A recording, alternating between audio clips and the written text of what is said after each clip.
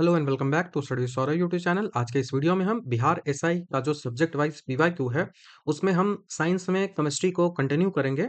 हमने केमिस्ट्री का पार्ट 1 जो है वो अपलोड कर दिया है, जहां पे हमने 100 एमसीक्यूज है उनको काफी डिटेल से डिस्कस किया था। इसका प्लेलिस्ट है, वो आपको डिस्क्रिप्शन में उसका लिंक मिल जाएगा, वहां पे जाके इसको चेक कर सकते हो। और उससे पहले मैंने जो इकोनॉमिक्स का जो वीडियो है वो मैंने अपलोड कर दिया है। बायो का जो वीडियो है वो मैंने अपलोड कर दिया है। हिस्ट्री का जो वीडियो है वो मैंने अपलोड कर दिया है। उसके साथ ही साथ स्टैटिक है वो मैंने अपलोड किया है। वर्ल्ड जीके है वो मैंने अपलोड किया है। तो प्रीवियस ईयर के सारे क्वेश्चंस आपको ऑलमोस्ट वहां पे 38 या 39 वीडियो है वो मिल जाएंगे। और जो भी बचा हुआ है उसको मैं मेंस आने से पहले कंप्लीट कर दूंगा। और फिर से मैं यहाँ पे एक रिपीट कर दूं कि यहाँ पे दो प्रकार के क्वेश्चंस आपको मिलेंगे। पहला तो मिलेगा आपको बीपीएसएससी का। बीपीएसएससी कहने का मतलब कि जितने भी एसआई लेवल के एग्जामिनेशन होते हैं वो सारे यहाँ पे क्वेश्चन मिल जाएंगे, जो कि ये कंडक्ट करवाती है। और दूसरा आपको मिल जाएगा CBSE, CSBC, not CBSE, CSBC.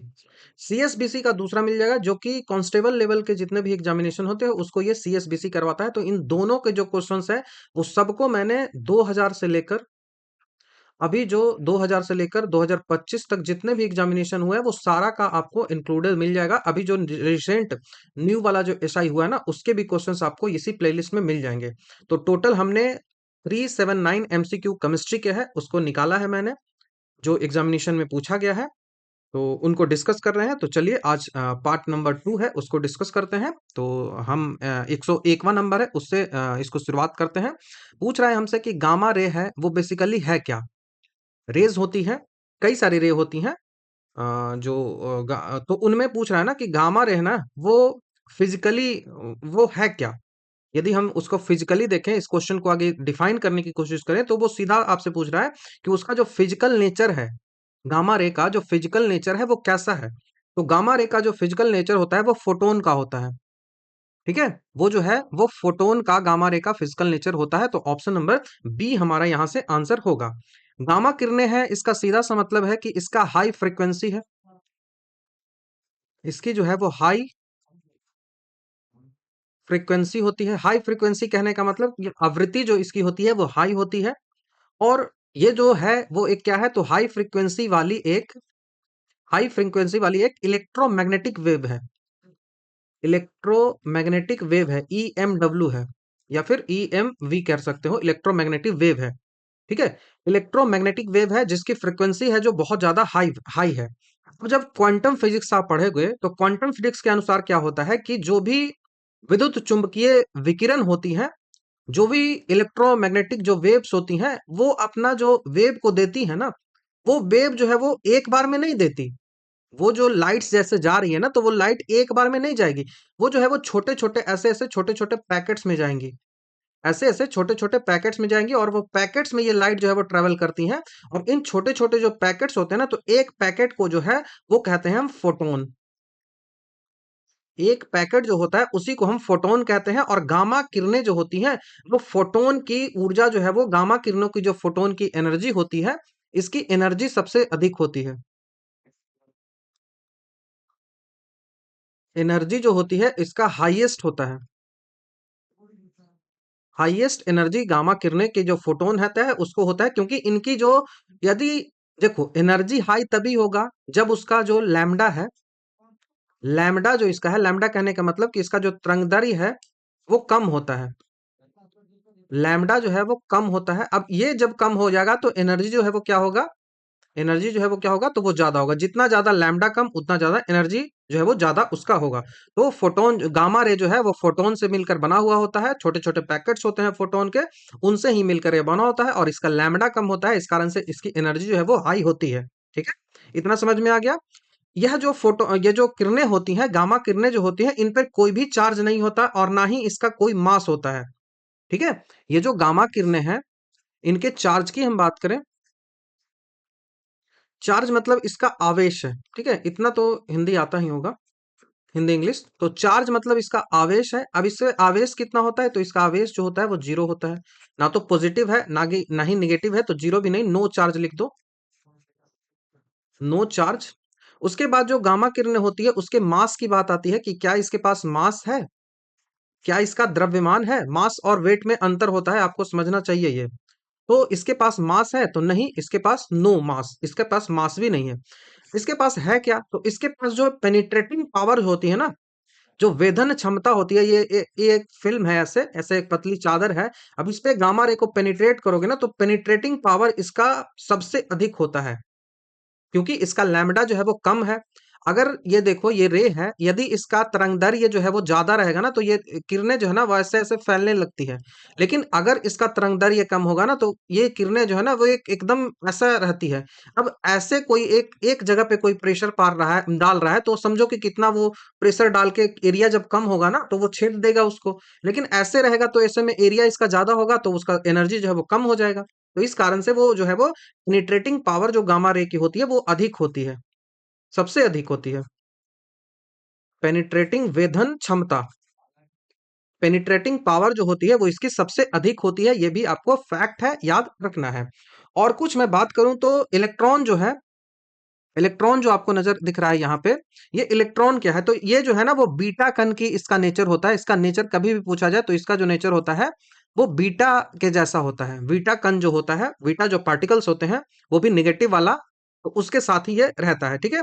उसके बाद प्रोटॉन की बात करें, इलेक्ट्रॉन हो गया।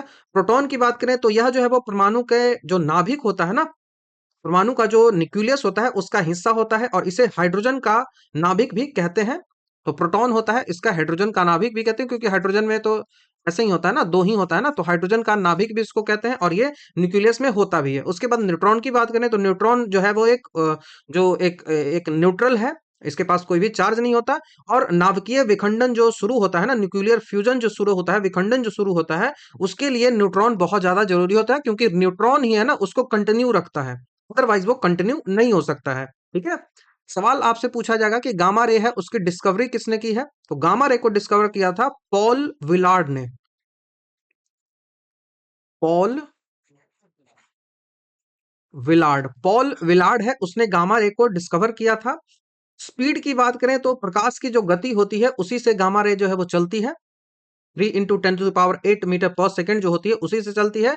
और गामा रे है, इसका यूज हम जो है वो कैंसर का जो उपचार होता है जिसको हम रेडियोथेरेपी बोलते हैं, तो इस गामा रे को हम यूज कहाँ करते हैं, यूज हम करते हैं रेडियोथेरेपी में।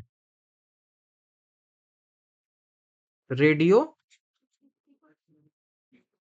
थेरेपी, ठीक है, रेडियोथेरेपी में हम इसको यूज करते हैं।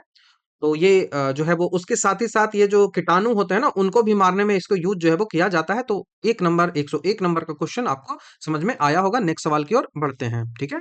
नेक्स्ट सवाल बोल रहा है कि जो सूर्य से उत्सर्जित ऊर्जा है उसका आखिर स्रोत क्या है, ओरिजिन क्या है, सोर्स क्या है।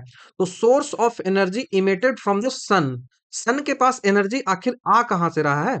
तो सन के पास जो एनर्जी निकलती है उसका मेन रीजन होता है न्यूक्लियर रिएक्शन, वहां पे होता है, वहां पे न्यूक्लियर रिएक्शन होता है, नाभिकीय अभिक्रिया होती है, तभी वहां पे जो है एनर्जी मिल पाती है। सूर्य का जो सेंटर होता है उस सेंटर में बहुत ज्यादा टेम्परेचर होता है और बहुत ज्यादा प्रेशर होता है। ये जो सन यदि माने, तो इस सन का जो सेंटर होता है यहाँ पे प्रेशर ना, यहाँ पे प्रेशर जो है वो बहुत ज्यादा होता है, यहाँ का जो टेम्परेचर होता है वो बहुत ज्यादा होता है। अब इसके कारण ये दो चीजें जब मिल जाती है तो यहाँ पे एक क्रिया होती है, और उस क्रिया को बोलते हैं नाभिकीय संलयन, न्यूक्लियर फ्यूजन उसको कहा जाता है, उसको कहा जाता है न्यूक्लियर फ्यूजन, ठीक है, संलयन, नाभिकीय संलयन इसको कहा जाता है, ठीक है। अब इसमें होता क्या है कि इसमें हाइड्रोजन के चार हल्के नाभिक जो होते हैं वो मिलकर हीलियम का एक भारी नाभिक बना देता है। ये हाइड्रोजन है, ये हाइड्रोजन है, ये हाइड्रोजन है, और ये हाइड्रोजन है। अब ये क्या करता है, तो ये हीलियम का एक जो है वो एक एक एटम बना देता है, और ये जो हीलियम का होता है वो भारी होता है, हैवी होता है, वो भारी बनता है, ठीक है, हीलियम का एक नाभिक बना देता है। और यहाँ जो क्रिया होती है ना, ये जो प्रक्रिया चलती है वो मास डिफेक्ट यहाँ पे होता है, मास डिफेक्ट यहाँ पे होती है। देखो आइंस्टाइन ने क्या बताया था, आइंस्टाइन ने बताया था ई बराबर एम सी स्क्वायर, ई बराबर एम सी स्क्वायर, जहां पे सी जो है वो light of speed of light है, तो ये तो स्थिर रहेगा, ये तो कांस्टेंट रहेगा। तो उनका यहाँ से इस थ्योरी से क्या निकल रहा है, इस थ्योरी से निकल रहा है कि ये जो मास है ना, ये जो द्रव्यमान है ना, इसको डायरेक्टली हम एनर्जी में कन्वर्ट कर सकते हैं। It can be converted to energy, यही आइंस्टाइन ने बताया था। तो यहीं से जो जो मास है ना, जो यूरेनियम होता है जिससे हम न्यूक्लियर रिएक्शन करवाते हैं, तो वहां पे ये जो मास है ना हाइड्रोजन का, ये जो है वो मास डिफिट हो रहा है, और मास डिफिट होने के कारण जो है वो मास जो है वो एनर्जी में कन्वर्ट हो रहा है, ई बराबर एम सी स्क्वायर। आइंस्टाइन ने ये बताया था, ठीक है। तो यहां से समझ में आपको आना चाहिए, ठीक है। तो न्यूक्लियर रिएक्शन का मेन रीजन वहां पे होता है हाइड्रोजन और हीलियम है वो चलता है, ठीक है। ऑप्शन ए नंबर की बात करें कि सूर्य का तापमान, टेम्परेचर ऑफ सन की बात करें कि ये सोर्स होता है, तो ऐसा तो कुछ होता नहीं है, ठीक है, ये तो स्रोत है नहीं। रासायनिक अभिक्रियाएं कुछ होती है, केमिकल रिएक्शंस कुछ होते हैं, कोयला या गैस का जलना रासायनिक अभिक्रिया होता है, लेकिन ऐसा तो कुछ वहां पे होता नहीं है, ठीक है। तो ये भी आंसर हमारा नहीं, ऑप्शन नंबर बी ही हमारा आंसर हो जाएगा। नेक्स्ट सवाल की ओर बढ़ते हैं। अल्फा और बीटा जो कण है उनकी खोज किसने की थी? अल्फा एंड बीटा जो पार्टिकल्स है इनकी खोज जो है वो किसने की थी? सीधा सवाल यही पूछा है, तो ये रदरफोर्ड्स आपको याद रखना है, रदरफोर्ड्स। ऑप्शन नंबर ए हमारा यहां से याद रखना चाहिए। अर्नेस्ट रदरफोर्ड है, उन्होंने 1899 में रदरफोर्ड ने यूरेनियम से निकलने वाली जो किरणें होती हैं, ये जो किरणें निकली थी वो यूरेनियम से निकली थी, ठीक है। यूरेनियम है, उससे ये किरणें हैं वो निकली थी, और इनको उन्होंने बीटा और अल्फा जो है वो कहा था, अल्फा और बीटा कहा था। उन्होंने जो कम वेधन क्षमता वाले जो कण होते हैं, जिनकी वेधन क्षमता कम होती है, पेनिट्रेटिंग पावर कम होती है, उसको अल्फा, और अधिक जो वेधन क्षमता वाला कण था उसको बीटा नाम रखा। तो इसका पेनिट्रेटिंग पावर जो है, पेनिट्रेटिंग पावर जो है वो ज्यादा होता है बीटा का, जो बीटा है उसका पेनिट्रेटिंग पावर अल्फा से ज्यादा होता है। ये समझ में आपको आना चाहिए। उन्होंने ही यह जो है वो प्रूफ किया था कि अल्फा कण जो है ना वो वास्तव में हीलियम का नाभिक ही होता है। अल्फा जो पार्टिकल्स है वो है क्या? तो अल्फा पार्टिकल जो है वो हीलियम का नाभिक है।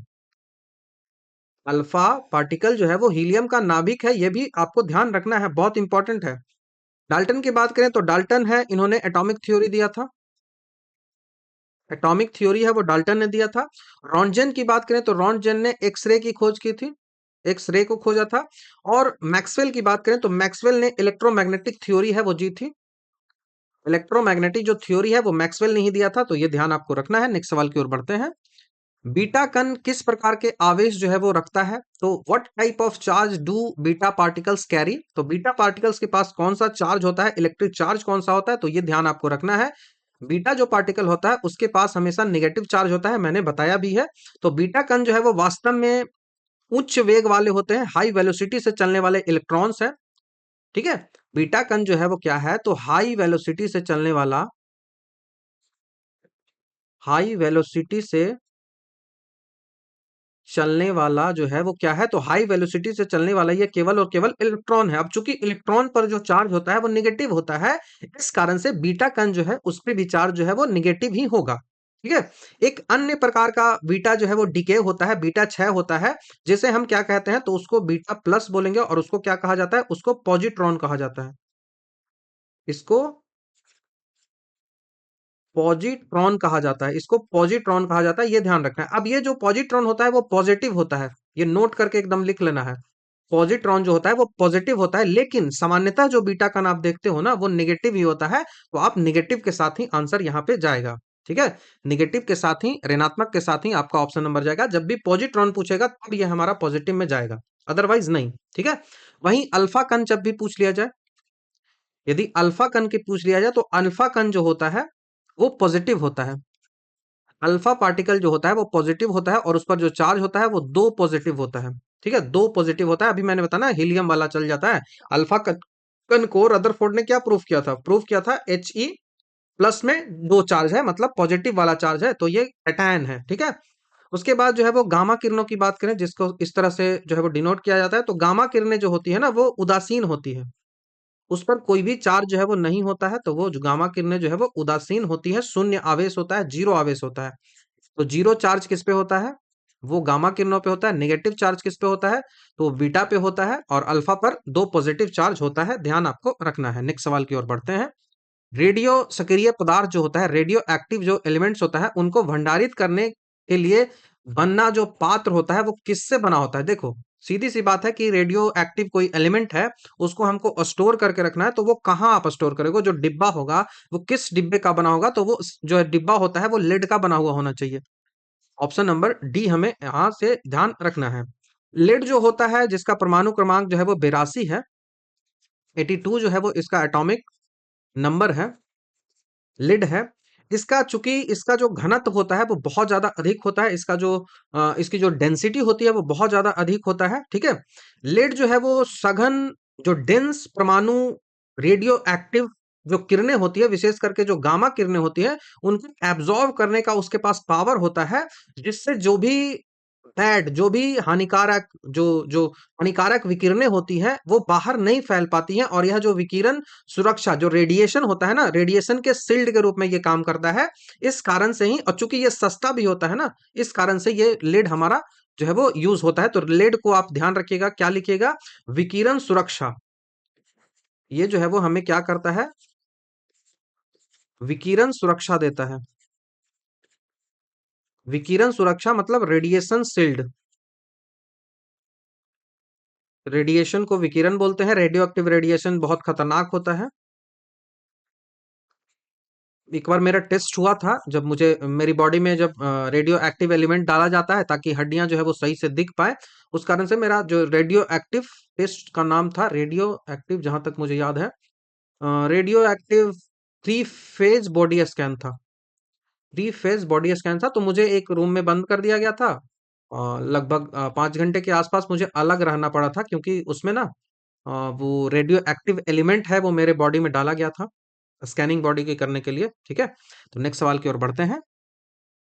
सवाल है कि जो रेडियो एक्टिविटी है, इसको डिस्कवर किसने किया था? तो हेनरी बैकरेल। बहुत आसान सा सवाल है। Henry Becquerel, option number A आपको ध्यान रखना है। 1896 में 1896 में फ्रांसीसी वैज्ञानिक, ये सबसे पहले तो याद आपको रखना है कि ये फ्रांस के हैं। फ्रांसीसी वैज्ञानिक ने यूरेनियम के जो सॉल्ट्स होते हैं, यूरेनियम के सॉल्ट से कुछ इनविजिबल रे जो है वो निकल रही थी, कुछ अदृश्य किरणें निकल रही थी, और जो कि फोटोग्राफिक प्लेट है ना, उस फोटोग्राफिक प्लेट को काला कर रहा था, ठीक है। यहाँ हुआ क्या? यहाँ हुआ कि हेनरी बैकरेल ने जब देखा कि यूरेनियम जो है उससे कुछ ना कुछ तो निकल रहा है, कोई ना कोई रे तो निकल रही है, और ये रे क्या कर रहा है कि जो फोटोग्राफिक प्लेट है ना, फोटोग्राफिक प्लेट है, उस फोटोग्राफिक प्लेट को वो काला कर रहा था, वो उसको ब्लैक कर रहा था। तो यहीं से पता चला ना कि रेडियो एक्टिव कुछ ऐसा एलिमेंट है। और उन्हें इस खोज के लिए 1903 में मैडम क्यूरी के साथ जो है वो भौतिकी में नोबेल प्राइज जो है वो मिला था। तो 1903 में जो है वो हेनरी बैकरेल है, उनको जो है वो madam Curie and Henry Becquerel है, दोनों को जो है वो नोबेल प्राइज मिला था। नोबेल प्राइज 1903 में मिला था, ये आपको ध्यान रखना है। रेडियो जो एक्टिविटी होती है, उस रेडियो एक्टिविटी का कभी भी एसआई यूनिट पूछा जाए, एसआई यूनिट, तो इसका एसआई यूनिट जो है वो बैकरेल ही होता है। बीक्यू डिनोट करते हैं, तो इसका हेनरी बैकरेल है, उन्हीं के नाम पे बैकरेल इसका नाम रखा गया है, ठीक है। नेक्स्ट सवाल है कि हाइड्रोजन बम किस सिद्धांत पर काम करता है? तो हाइड्रोजन बम जो काम करता है वो जोड़ने पर काम करता है। न्यूक्लियर जो फ्यूजन होता है ना, संलयन जो होता है, जो सन में होता है ना, वही पे काम करता है। तो नाभिकीय संलयन, नॉट विखंडन, इसमें जोड़ा जाता है, तो वो हाइड्रोजन बम होता है। ऑप्शन नंबर बी आपको ध्यान रखना है। हाइड्रोजन बम जो होता है वो क्या है? तो न्यूक्लियर फिजन, जो हाइड्रोजन बम जो बनता है वो न्यूक्लियर फिजन से बनता है, और ये जो होता है वो अनियंत्रित नाभिकीय संलयन होता है। अनियंत्रित मतलब अनकंट्रोल्ड। अनकंट्रोल जो न्यूट्रॉन होता है ना, उस न्यूट्रॉन को कंट्रोल नहीं किया जाता है, कंट्रोलिंग रॉड, कूलेंट रॉड, ये सब कुछ नहीं डाला जाता, उसको अनकंट्रोल रखा जाता है। इस कारण से वो बहुत ज्यादा खतरनाक होता है। इसमें होता क्या है ना, कि इसमें जो ड्यूटेरियम है और जो ट्रिटियम है, ये क्या है? ड्यूटेरियम जो है वो और ट्रिटियम जो है वो हाइड्रोजन के समस्थानिक है। अब इसको क्या करता है, ये मिलकर जो है वो हीलियम बना देते हैं। वो क्या रहा है, ड्यूटेरियम जो है, उसके साथ ही साथ जो ट्रिटियम है, ये दोनों जो है वो हाइड्रोजन के समस्थानिक है। ट्रिटियम जो है, ये ड्यूटेरियम और ट्रिटियम क्या कर रहा है, ये दोनों मिल रहे हैं, और दोनों मिलने के बाद जो है वो हीलियम बना रहे हैं। ये जो है वो हीलियम का फॉर्मेशन कर रहे हैं। अब ये हीलियम बन गया। अब उसके बाद यहाँ पे संलयन शुरू करने के लिए बहुत ज्यादा जो है वो हीट चाहिए, बहुत ज्यादा जो है वो टेम्परेचर चाहिए। ठीक है, इसीलिए हाइड्रोजन बम के अंदर एक छोटा जो है वो फिजन होना ही चाहिए पहले। पहले उस पे जो है वो विखंडन करेंगे, तब ही जाकर 1000 डिग्री सेल्सियस जब टेम्परेचर होगा, तब जाके वो टेम्परेचर जो है वो ट्रिगर करता है इस प्रोसेस को होने के लिए। तो इसका टेम्परेचर जो है ना, इसी कारण से हाइड्रोजन बम ना बहुत हाइड्रोजन बम जलाना है ना आपको, तो उससे पहले आपको वहां पे नाभिकीय विखंडन करना ही पड़ेगा, न्यूक्लियर बम जो है वो चलाना ही पड़ेगा, तभी जाके हाइड्रोजन बम चलेगा, क्योंकि टेम्परेचर जो है वो बहुत ज्यादा इसके लिए चाहिए। टेम्परेचर जो है वो बहुत ज्यादा इसके लिए चाहिए, यही उसको ट्रिगर कर सकता है। तो यह परमाणु बम से 1000 गुना शक्तिशाली भी होता है। ठीक है, तो ये ध्यान आपको रखना है। नेक्स्ट सवाल की ओर बढ़ते हैं। सूर्य व तारा जो होते हैं उनमें ऊर्जा का मेन सोर्स क्या है? सोर्स ऑफ एनर्जी जो है वो सन और स्टार्स हैं, उनका क्या है? तो सेम है, ऑलरेडी हमने बता रखा है, न्यूक्लियर फिजन। संलयन वाला प्रोसेस चलता है। ऑप्शन नंबर बी आपको ध्यान रखना है। तारे मुख्य रूप से जो है वो हाइड्रोजन गैस होती हैं, जो कि गुरुत्वाकर्षण, ग्रेविटेशन और टेम्परेचर हाई होने के कारण वो हाइड्रोजन के नाभिक से जुड़कर हीलियम जो है वो बना देते हैं, और इस जो प्रोटॉन प्रोटॉन जो साइकिल होता है, ये हमेशा जो है वो चलते रहता है। ठीक है, तो ये समझ में आपको आना चाहिए। नेक्स्ट सवाल की ओर बढ़ते हैं। 6 अगस्त 1945 और 9 अगस्त 1945 को जापान का जो हिरोशिमा था और नागासाकी था, वहां पे परमाणु बम जो है वो गिराया गया था। इसमें कौन सी अभिक्रिया जो है वो हुई थी? तो पहली बार और आखिरी बार ये यूज किया गया है न्यूक्लियर बम। कहाँ यूज किया गया था? तो ये जो है वो फिजन पे आधारित थी, संलयन पर आधारित थी। तो ऑप्शन नंबर ए आपको ध्यान रखना है, ये जो है वो संलयन पर आधारित थी। एटम बम जो गिराया गया था, जापान जो है वो ना 4 द्वीपों से मिलकर बना हुआ है, होकैडो, हुन्सो, शिकागो और क्यूसो, ऐसे करके बना हुआ है। तो ये जो हुन्सो द्वीप है ना, यहीं पे जो है वो हिरोशिमा और नागासाकी जो है, तो हिंसो जो है वो सबसे बड़ा द्वीप भी है। ये भी आपको पूछा जाता है एग्जामिनेशन में, तो ध्यान रखना होगा। ठीक है, तो यहाँ पे हुआ क्या? यहाँ पे जो है वो न्यूक्लियर फिजन हुआ, अनकंट्रोल्ड न्यूक्लियर फिजन हुआ, और हिरोशिमा पे 6 अगस्त को जिस बॉम्ब का नाम था लिटिल बॉय, हिरोशिमा वाला जो बम था, 6 अगस्त वाला जो बम था, उसका नाम क्या था? तो उसका नाम था लिटिल बॉय। कोड नेम दिया जाता है ना, तो लिटिल बॉय इसका कोड नेम दिया गया था। उसी तरह से जो 9 अगस्त 1945 वाला जो था, उसमें जो है वो फैट मैन नाम दिया गया था।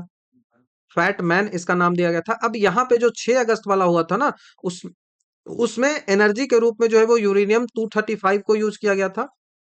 235 को यूज किया गया था। वहीं जो फैट मैन था, जो 9 अगस्त को यूज किया गया था, उसमें जो है वो प्लूटोनियम को यूज किया गया था।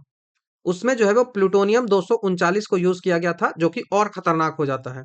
ठीक है, इससे भारी जो है वो तबाही वहां पे हुई थी, और ये जो है वो पर्ल हार्बर है ना, उस पे जापान ने अटैक कर दिया था। इस कारण से ये जो निर्णय है वो यूएसए ने लिया था। तो नेक्स्ट सवाल की ओर बढ़ते हैं हम। नेक्स्ट सवाल है कि डी टू ओ जो है वो मैक्सिमली यूज किया जाता है किस में? ठीक है, तो जो ड्यूटेरियम ऑक्साइड है, इसका सबसे बड़ा औद्योगिक या फिर वैज्ञानिक उपयोग क्या है, ये पूछा रहा है। तो ये न्यूक्लियर रिएक्टर में यूज होता है। आपको पता भी होगा, न्यूक्लियर रिएक्टर में इसको यूज किया जाता है। न्यूक्लियर रिएक्टर में किस लिए यूज किया जाता है? तो वहां पे मॉडरेटर के रूप में यूज किया जाता है। वहां पे वो मॉडरेटर के रूप में यूज किया जाता है, मंदक के रूप में यूज किया जाता है। ठीक, विखंडन के दौरान निकलने वाला जो न्यूट्रॉन होता है ना, वो बहुत तेजी से जो है वो न्यूट्रॉन निकलते रहता है। ये जो न्यूट्रॉन है ना, वो बहुत तेजी से ऐसे ऐसे निकलते रहता है। ऐसे न्यूट्रॉन निकला, ऐसे निकला, इससे फिर न्यूट्रॉन निकला। एक बार जो है वो 3 निकलता है, फिर ऐसे जो है वो निकला, फिर ऐसे जो है वो इससे निकलेगा। तो 3-3 सबसे निकलते रहता है। तो बहुत तेजी से जो है वो न्यूट्रॉन जो है वो निकलते रहता है। अब ये जो ड्यूटेरियम ऑक्साइड है, जिसको हैवी वाटर भी बोलते हैं, ये न्यूट्रॉन की जो गति है ना, उसको, उसकी निकलने की जो स्पीड होती है ना, उसको कम करता है। तभी तो इसको मंदक बोल रहे हैं। तो न्यूट्रॉन के निकलने की स्पीड को कम कर देता है, स्पीड जो है उसको डिक्लाइन कर देता है। तो ये जो चेन रिएक्शन होता है ना, वो, ताकि वो चेन रिएक्शन जो हो रहा है ना, ये जो निकल रही है न्यूट्रॉन बार बार, यहाँ से फिर न्यूट्रॉन निकलेगा, यहाँ से फिर न्यूट्रॉन 3 निकलेगा, 3 वो भी 3 निकलेगा। ठीक है, उसमें से जो 2 को कंट्रोल किया जाता है, उसके लिए कंट्रोल रॉड डाला जाता है। सब आगे हम पढ़ेंगे, आता रहेगा क्वेश्चन, धीरे धीरे करते रहेंगे। तो ये चेन रेन को रिएक्शन, जो चेन रिएक्शन होता है, उसको कंट्रोल करने के लिए किया जाता है। तो इसे हम कूलेंट के रूप में भी यूज करते हैं। डी2ओ है, इसको मॉडरेटर और कूलेंट के रूप में भी यूज किया जाता है, जिसको शीतलक बोला जाता है, क्योंकि टेम्परेचर ज्यादा होता है ना, तो कूलेंट के रूप में भी यूज किया जाता है। कूल भी करना चाहिए, तो ये आपको ध्यान रखना होगा। पेनिट्रेटिंग पावर मैंने बता दिया। पेनिट्रेटिंग पावर आपको ध्यान होना ही चाहिए। सबसे ज्यादा पेनिट्रेटिंग पावर जो है वो गामा का होता है। उसके बाद जो है वो बीटा का होता है, उसके बाद जो है वो अल्फा का होता है। क्यों? क्यों ऐसा होता है? तो ये जो है वो ये उल्टा होता है किसका? तो ये जो लैम्ब्डा का उल्टा होता है, लैम्ब्डा का डायरेक्टली प्रोपोर्शनल होता है। अल्फा जो है उसका जो है वो गामा जो है उसका जो है वो जो तरंगदैर्घ्य होता है उसका जो लैम्ब्डा होता है वो ज्यादा होता है। इस कारण से जो है वो लैम्ब्डा भी इसका ज्यादा होता है, इस कारण से ही पेनिट्रेटिंग पावर भी ज्यादा होता है। उसी तरह से आयोनाइजेशन एनर्जी की बात करें, आयोनाइजेशन पावर की बात करें, तो जो आयोनाइजेशन पावर होता है वो जो इसका उल्टा होता है, अल्फा का ज्यादा होता है। उसके बाद जो है वो बीटा का ज्यादा होता है, देन गया गामा का आयोनाइजेशन एनर्जी, तो अल्फा का यहाँ पे सबसे अधिक होता है। ठीक है, तो ये आपको ध्यान रखना होगा, बहुत इंपॉर्टेंट सवाल है। कोबाल्ट 60 को यूज किया जाता है कैंसर के उपचार में, ये भी सवाल पूछा गया है, तो ये भी आपको ध्यान रखना होगा। ठीक है, तो नेक्स्ट सवाल की ओर बढ़ते हैं। ठीक है, 111वां नंबर का सवाल है कि रेडियो एक्टिव जो समस्थानिक होते हैं जिनका न्यूट्रॉन या फिर प्रोटॉन अनुपात जो है वो अधिकाधिक होता है, वो सामान्यतः क्या दिखाता है? कोई ऐसे रेडियो एक्टिव आइसोटोप्स हैं जिनका एटॉमिक नंबर सेम है लेकिन एटॉमिक मास जो है वो डिफरेंट होता है, उसको आइसोटोप बोलते हैं, समस्थानिक उसको कहा जाता है। तो कुछ ऐसे रेडियो एक्टिव आइसोटोप्स होते हैं जिसका जो है वो न्यूट्रॉन या फिर प्रोटॉन का रेशियो जो होता है वो एक्सेसिव होता है, वो बहुत ज्यादा होता है। तो वो जनरली क्या होता है, वो जनरली क्या दिखाता है, इसकी बात हो रही है। नॉर्मल भाषा में मैं समझा दूं कि यदि कोई रेडियो एक्टिव आइसोटोप है जिसमें न्यूट्रॉन की संख्या जो है वो प्रोटॉन की तुलना में बहुत ज्यादा अधिक है, न्यूट्रॉन की जो संख्या है, न्यूट्रॉन जो है वो बहुत ज्यादा है किससे? प्रोटॉन से। प्रोटॉन से न्यूट्रॉन जो है वो बहुत ज्यादा है, हाई रेशियो होता है न्यूट्रॉन प्लस प्रोटॉन का। तो नाभिकीय स्थिरता प्राप्त करने के लिए जो है वो किस प्रकार का डिके करेगा? ठीक है, नॉर्मल लैंग्वेज में मैं समझा रहा हूं इसको। बहुत ज्यादा न्यूट्रॉन और प्रोटॉन का जो रेशियो है, हाई न्यूट्रॉन प्रोटॉन रेशियो है, इसमें होता क्या है ना कि जब भी न्यूट्रॉन प्रोटॉन रेशियो खराब होता है ना, तो वो जो है वो स्टेबल नहीं होता, वो फंडामेंटल पार्टिकल फिर नहीं रहेगा, वो बाहर उससे निकल जाएगा। तो उनको स्टेबल तो करना है ना, तो उस स्टेबल के लिए डिके करना पड़ेगा, उसको निकालना पड़ेगा, उसको निकालना पड़ेगा। तो एमिशन किस चीज का हम करेंगे? एमिशन जो है वो हम किस चीज का करेंगे, यही सवाल जो है वो पूछा जा रहा है। मैं पहले पूरा कंसेप्ट आपको समझा देता हूं, उसके बाद चीजों को आप आसानी से जो है वो खुद से रिलेट कर पाओगे। ठीक है, देखो, नाभिक जो है ना, नाभिक को क्या बोलते हैं? न्यूक्लियस जो होता है, नाभिक जो होता है, उसको क्या करना है? उसको स्टेबल रखना है, उसको स्टेबल रखना है ताकि वो जो है वो वहां से रेज जो है वो ना निकले, ताकि जो है वो स्थिर रखना है ताकि जो है वो रे वहां से ना निकले। अब इसको स्टेबल रखने का क्या कंडीशन होता है? स्टेबल रखने का कंडीशन है, उसको स्टेबल तब रखा जा सकता है जब जो न्यूट्रॉन और प्रोटॉन का जो रेशियो होता है ना, न्यूट्रॉन प्रोटॉन का जो रेशियो होता है उस पर डिपेंड करता है कि कोई जो नाभिक है वो स्टेबल होगा या फिर नहीं होगा। हल्के तत्व, हल्के जो तत्व होते हैं, जो लाइट जो मेटल्स लाइट जो एलिमेंट्स होते हैं, हल्के तत्वों के लिए यह मान जो है वो 1 होना चाहिए, और भारी जो तत्व होता है उसके लिए 1.5 होना चाहिए। तो यदि न्यूट्रॉन जो है और प्रोटॉन का जो रेशियो है, वो हल्का जो तत्व है जिनका एटॉमिक नंबर कम है और भारी जो तत्व है जिनका एटॉमिक नंबर ज्यादा है, इसमें क्या होना चाहिए? इनका रेशियो जो होना है वो रेशियो 1 से ज्यादा नहीं होना चाहिए। ठीक है, 1 से जो है वो ज्यादा नहीं होना चाहिए। और भारी तत्व जो होता है ना, उसका 1.5 तक होना चाहिए, उसका 1.5 तक होना चाहिए। अब ये अगर अनबैलेंस होता है तो वो न्यूक्लियस है ना, वो खुद अनबैलेंस हो जाएगा। तो जब न्यूट्रॉन जो है वो बहुत ज्यादा हो जाता है, न्यूट्रॉन की संख्या जो है वो बढ़ जाएगी, तो नाभिक जो है वो अनस्टेबल हो जाएगा। अब इस अनस्टेबिलिटी को अचीव अनस्टेबिलिटी से स्टेबिलिटी को अचीव करना है, स्थिरता को हमें प्राप्त करना है, तो इसके लिए एक न्यूट्रॉन जो है वो प्रोटॉन में कन्वर्ट हो जाएगा। स्टेबल बनने के लिए क्या किया जाएगा? स्टेबल बनने के लिए किया जाएगा कि एक न्यूट्रॉन जो हो ना, वो न्यूट्रॉन क्या करेगा? वो प्रोटॉन में कन्वर्ट हो जाएगा, वो जो है वो प्रोटॉन में कन्वर्ट हो जाएगा। इसको उतना ध्यान आपको नहीं रखना है। एंटी न्यूट्रिनो इसको कहा जाता है, इसको कहा जाता है एंटी न्यूट्रिनो। ठीक है, इसको एंटी न्यूट्रिनो कहा जाता है, उतना नहीं समझना है अभी। बस इतना समझो कि जब भी न्यूट्रॉन बहुत ज्यादा हो जाता है रेशियो गड़बड़ाएगा तो उसको स्टेबल करना पड़ेगा, और उस स्टेबल करने के लिए नाभिक को जो अस्थिरता है उसको स्थिर करने के लिए, स्टेबल करने के लिए जो न्यूट्रॉन होता है वो प्रोटॉन में कन्वर्ट हो जाता है। ये जो न्यूट्रॉन है वो प्रोटॉन में कन्वर्ट हो जाएगा, और जैसे ही कन्वर्ट होगा तो वो जो है वो स्टेबल हो जाएगा। अब इसी प्रक्रिया में जो इलेक्ट्रॉन होता है, जो कि इलेक्ट्रॉन क्या है, इलेक्ट्रॉन को मैंने बीटा कण बताया था। इलेक्ट्रॉन जो है वो उत्सर्जित होती है, इलेक्ट्रॉन जो है वो इमिट होती है, तो बीटा कण इमिट हो रहा है। अब इससे क्या होता है कि प्रोटॉन की संख्या जो है वो बढ़ जाती है और न्यूट्रॉन की संख्या जो है वो घट जाती है, जिससे एनपी का जो अनुपात है वो कम होकर स्थिरता की ओर बढ़ जाता है। ठीक है, पूरा प्रोसेस समझो कि इसमें क्या हो रहा है। तो इस प्रोसेस में क्या हो रहा है कि इलेक्ट्रॉन निकल रहा है। इस प्रोसेस में जो है वो इलेक्ट्रॉन तो निकल रहा है, आप यहाँ पे देख रहे हो इलेक्ट्रॉन निकला। प्रोटॉन के साथ इलेक्ट्रॉन भी तो निकला ना, न्यूट्रॉन प्रोटॉन में कन्वर्ट किया तो यहाँ पे इलेक्ट्रॉन भी निकला और एंटी न्यूट्रॉनो भी निकला। अब ये जो इलेक्ट्रॉन निकला है, इस इलेक्ट्रॉन के निकलने से क्या हुआ, एक इलेक्ट्रॉन जो है वो बीटा कण को निकाल देगा। ये जो है वो बीटा को इमिशन करेगा। इलेक्ट्रॉन जो होता है वो बीटा कण को इमिशन करेगा। तो बीटा कण जब इमिशन होगा तो इससे क्या होगा कि प्रोटॉन की संख्या जो है वो बढ़ जाती है। प्रोटॉन जो है वो संख्या बढ़ेगी, और ऊपर वाला नंबर मैंने एन पी का रेशियो है दिक्कत क्या कि ऊपर वाला नंबर जो है वो ज्यादा है, तो हमको नीचे वाला नंबर को बढ़ाना पड़ेगा। अब इसी नीचे वाले नंबर को बढ़ाने के लिए ना, न्यूट्रॉन को हम प्रोटॉन में कन्वर्ट कर रहे हैं, तो यहाँ पे इलेक्ट्रॉन आ रही है और बीटा का इमिशन हो रहा है। तो इससे धीरे धीरे जो है वो स्टेबिलिटी की ओर बढ़ती है। तो यहां से समझ में क्या आएगा कि बीटा का इमिशन होना चाहिए।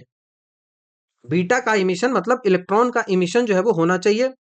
तो हमें आंसर हमारा कौन सा आ जाएगा, आंसर जो हमारा होगा वो बीटा का इमिशन होगा, और ऑप्शन नंबर बी देखो, इलेक्ट्रॉन का इमिशन होगा, वो भी निगेटिव वाला इलेक्ट्रॉन का इमिशन जो है वो होगा। तो ये क्या हो रहा है, ये बीटा का इमिशन हो रहा है। बीटा जो है वो निगेटिव होता ही है, तो ये बीटा का इमिशन हो रहा है, तो ये समझ में आपको आना चाहिए। ठीक है, अब ए और सी ऑप्शन की बात करते हैं कि जो पॉजिट्रॉन का इमिशन जो दिखा रहा है, ई जो ई प्लस है, और जो पॉजिट्रॉन इमिशन दिखा रहा है, दोनों सेम ही है। तो यह जो है वो तब होता है ना जब प्रोटॉन ज्यादा हो जाता है। ऑप्शन ए और ऑप्शन सी तब होगा कंडीशन, ये जो है वो क्या हो रहा है, तो ये पॉजिट्रॉन का इमिशन हो रहा है। इसको लिखो, पॉजिट्रॉन इमिशन। ये जो पॉजिट्रॉन इमिशन कब होगा, तो पॉजिट्रॉन इमिशन जब होगा जब नीचे वाला नंबर, जब प्रोटॉन ज्यादा होगा। लेकिन हमें क्या है, हमें यहाँ पे न्यूट्रॉन ज्यादा है। न्यूट्रॉन ज्यादा है तो प्रोटॉन की बढ़ाने की क्या जरूरत है, तो ए और सी तो ऑप्शन ऐसे ही गलत हो गया। उसके बाद के इलेक्ट्रॉन कैप्चर की बात हो रही है। के इलेक्ट्रॉन कैप्चर, के इलेक्ट्रॉन कैप्चर क्या होता है, तो यह भी प्रोटीन की अधिकता को कम करने के लिए किया जाता है। तो आगे के एग्जामिनेशन के लिए ये सब बहुत इंपॉर्टेंट सवाल है। अब के इलेक्ट्रॉन कैप्चर कब किया जाएगा, के इलेक्ट्रॉन कैप्चर तब होगा जब प्रोटॉन ज्यादा होगा। तो यहां से ध्यान क्या रखना है, मैं फिर से रिकैप कर देता हूं। आपको ध्यान रखना है कि जब भी न्यूट्रॉन और प्रोटॉन में न्यूट्रॉन का रेशियो ज्यादा हो, न्यूट्रॉन का रेशियो जो है वो हाई हो, तो ऐसे में जो है वो बीटा जो पार्टिकल है, मतलब इलेक्ट्रॉन जो निगेटिव इमिशन होना चाहिए। वहीं पॉजिट्रॉन का इमिशन जो इलेक्ट्रॉन प्लस वाला होता है, वो पॉजिट्रॉन का इमिशन तभी होगा जब प्रोटॉन ज्यादा होगा। के इलेक्ट्रॉन कैप्चर तभी होगा जब प्रोटॉन ज्यादा होगा। ठीक है, ये समझ में आपको आना चाहिए। न्यूट्रॉन और प्रोटॉन के अनुपात के ग्राफ जो होता है उसको स्टेबिलिटी बेल्ट कहा जाता है। न्यूट्रॉन प्रोटॉन का ग्राफ होता है, ये इसकी जो स्टेबिलिटी ग्राफ होती है, यहां पे मैं लिख देता हूं, स्टेबिलिटी मतलब स्थिरता ग्राफ। स्थिरता आरेख जो होता है, इस आरेख को एक स्पेशल नाम दिया जाता है, और उस नाम को होता है स्टेबिलिटी बेल्ट। स्टेबिलिटी बेल्ट इसको कहा जाता है, तो ये आपको ध्यान रखना चाहिए। हाईएस्ट न्यूट्रॉन और प्रोटॉन का रेशियो कहां पे आपको मिलेगा, तो ये जो है वो भारी तत्व होता है ना, जैसे बिस्मथ है, उसके बाद का जो भी है ना, वहां पे नाभिक स्वाभाविक रूप से अस्थिर होने ही लगता है।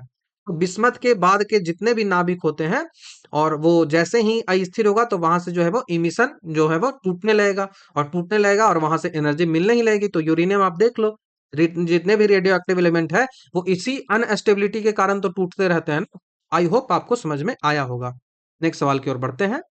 नाभिक रिएक्टर का वह अवयव नाभिक रिएक्टर का वह अवयव जो कि अभिक्रिया को नियंत्रित करता है। क्या बोल रहा है कि अभिक्रिया जो है वो कंट्रोल करता है, नियंत्रित करता है। तो कंट्रोल करने के लिए क्या होना चाहिए? कंट्रोल करने के लिए कंट्रोल रॉड होना चाहिए। ये एसआई मेंस या फिर प्री में शायद पूछा गया था। चेन रिएक्शन को हमको कंट्रोल करना है। हमको करना क्या है? जो चेन रिएक्शन हो रहा था ना, न्यूट्रॉन जो बार बार जो है वो टूटते जा रहा है ना, उसको हमें कंट्रोल करना है, और इसके लिए कंट्रोल रॉड जो है वो आता है। इसमें जो है वो, देखो न्यूट्रॉन क्या कर रहा है ना, एक न्यूट्रॉन जो है वो तीन पार्टों में टूट जाता है। ऐसे टूटेगा, ऐसे टूटेगा, ऐसे टूटेगा। अब इसमें से हमको करना क्या होता है ना, इन दो को कंट्रोल कर लेना होता है, और एक का रिएक्शन जो है वो हमें करवा देना होता है, और फिर से ये तीन जो है वो पार्टों में टूट जाएगा, खुद ब खुद टूटेगा। अब इसमें से फिर दो को हम कंट्रोल कर लेंगे, और फिर एक से जो है वो हम जो है वो इसको फिर से जो है वो तोड़ने देंगे, और फिर से ये टूट के जो है वो ऐसे ऐसे बढ़ जाएगा। तो ये रिएक्शन जो है ना, ये चेन रिएक्शन कहलाता है। और यदि इसको नहीं तोड़ोगे ना, इसको अगर नहीं करोगे, तो यहां भी जो है वो तीन पार्टों में डिवाइड हो जाएगा। यहाँ भी ये तीन पार्टों में डिवाइड होगा, यहाँ भी तीन होगा, यहाँ भी तीन होगा। तो समझो कितना खतरनाक वो रिएक्शन होगा, जो कि हाइड्रोजन बम में होता है। हाइड्रोजन बम में होता है। तो इस कारण से इनको रोकना होता है। एटॉमिक बम जब भी बना रहे हो तो उनको रोकना होता है, और उनको रोकना होता है ताकि रिएक्टर फट ना जाए।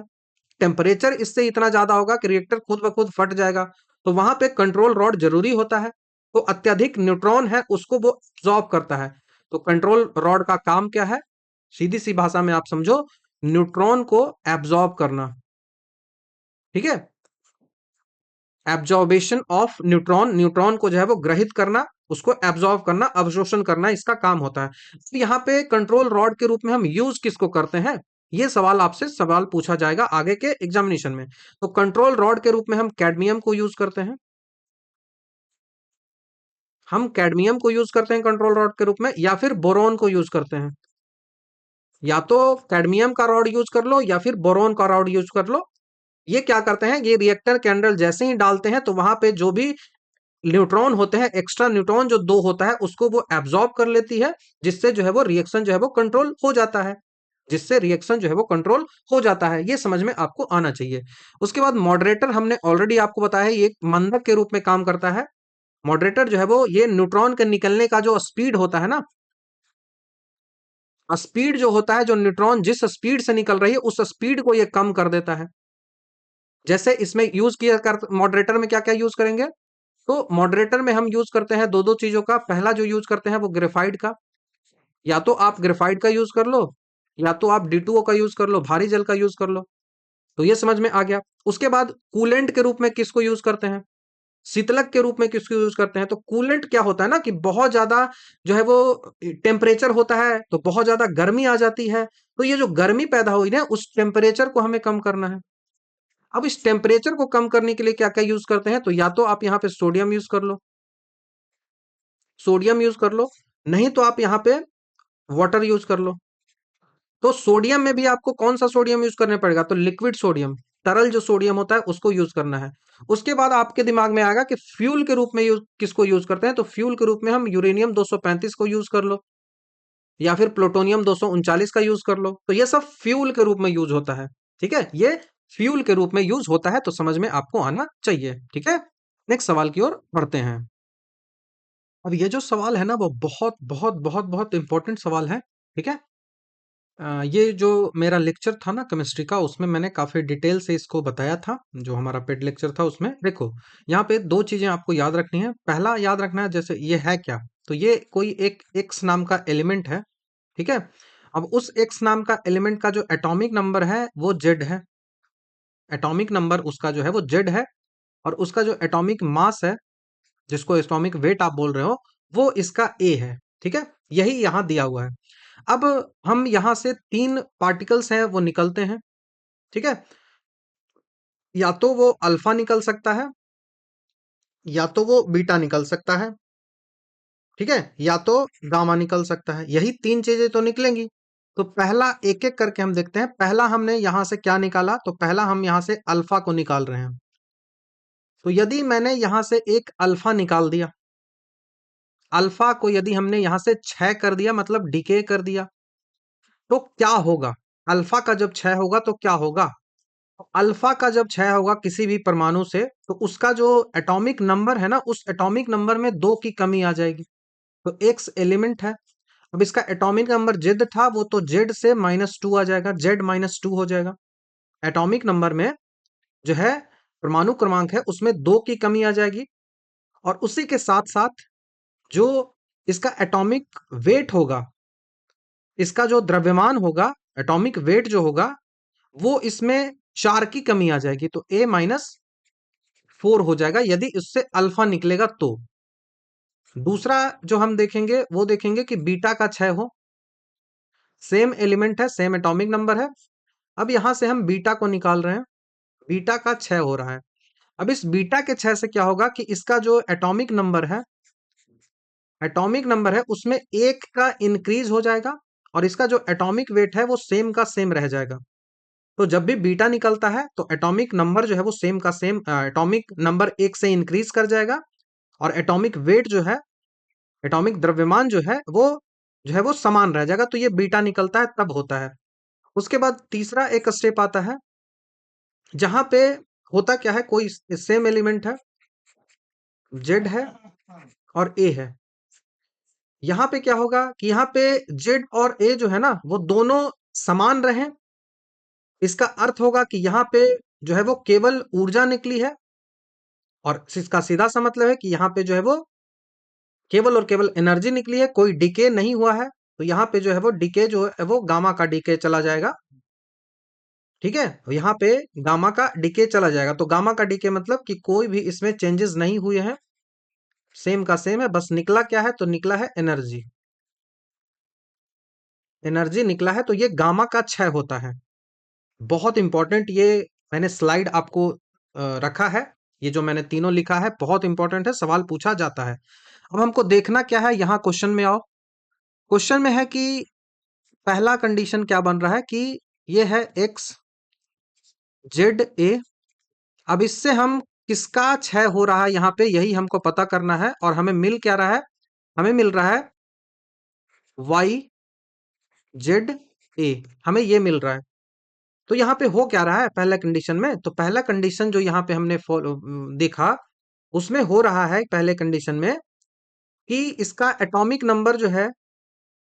इसका जो एटॉमिक नंबर है उसमें देखो ये Z+1 हो जा रहा है, तो एटॉमिक नंबर में एक का इंक्रीज हो गया और एटॉमिक वेट सेम है, तो ये कौन सा कंडीशन आ गया, ये वाला आ गया। और स्टेप 2 है, मतलब यहाँ से बीटा का क्षय हो रहा है, तो पहला ऑप्शन तो बीटा होगा ही, तो ये वाला ऑप्शन खत्म, ये वाला ऑप्शन खत्म, तो ये खत्म, ये खत्म। अब बीटा तो पहला हो गया, पहला कंडीशन खत्म हो गया। अब यहां से ये वाला कंडीशन देखो, ये वाला देखो। अब है क्या, अब है कि कोई बी एलिमेंट है, उसका एटॉमिक नंबर Z-1 है, Z-1 है, ठीक है, एटॉमिक नंबर उसका Z-1 है, नहीं ऐसे नहीं है, ये ऐसे नहीं है, ठीक है। अब यहां से यहां डीके की बात हो रही है, यहां से यहां की बात हो रही है, तो यहां तक तो बन गया है, यहां तक तो बन गया है। अब इसके बाद जो नेक्स्ट कंडीशन आ रही है वो यहां पे आ रही है, तो यहां से किसका क्षय होगा ये देखो। तो यहां के बाद लिख रहा है कि हमारा जो है वो बी बन जा रहा है, कोई एलिमेंट जो है वो बी बन जा रहा है, और इसका एटॉमिक नंबर Z-1 हो जा रहा है, और एटॉमिक वेट जो है वो A-4 हो जा रहा है। तो हमने कहा कि एटॉमिक जो वेट है उसमें यदि 4 की कमी आ रही है और एटॉमिक नंबर में 2 की कमी आ रही है, तो वो जो है वो अल्फा क्षय निकलेगा। तो +1 है, इसमें से यदि हम 2 को घटा देंगे तो -1 हो ही जाएगा Z-1। तो यहां से जो निकल रहा है वो अल्फा निकल रहा है, यहां से जो निकल रहा है वो अल्फा निकल रहा है।